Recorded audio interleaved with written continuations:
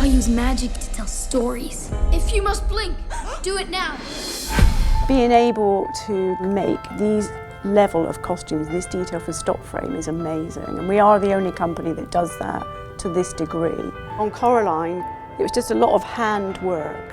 It was very labour intensive. So we moved into generating our own fabrics. We use different fabrics and we engineer them in a particular way.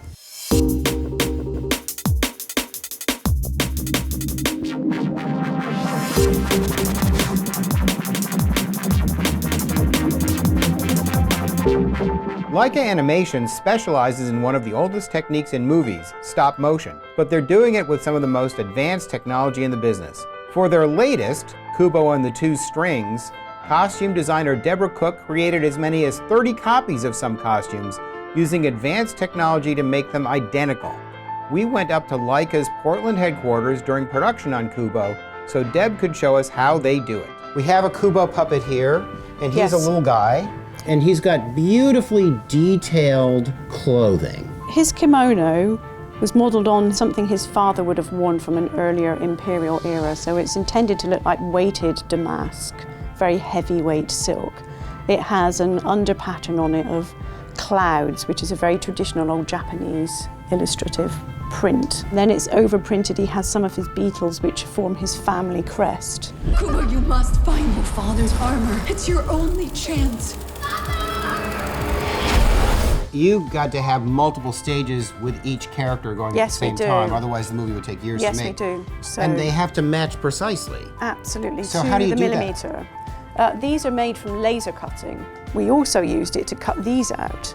So all of these surface designs here in this dress are done from laser cutting the edges. I see, so you're cutting away the top layer to reveal what's underneath? Yeah, some of them, this pink is cut and the blue turquoise colour is underneath. We've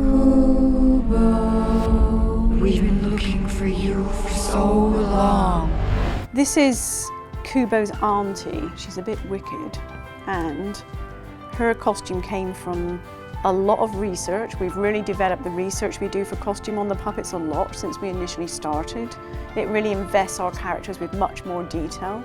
I think we have a drawing of her back here. This is washi, correct? Yes, this is washi. So a lot of her costume came from looking at female ninja warriors and samurai warriors, but they were also invested with something bird-like in them, which also plays into the wings, being bird-like. This cape is amazing. So this cape, it's a costume piece, but it's also an armature, so it's more integrated with the puppet as a whole. It's a much more holistic approach. There's about 481 feathers in this cloak. They're all individually cut to move with each other and flow with each other. And you can see underneath here, it has a full armature of its own to help that happen.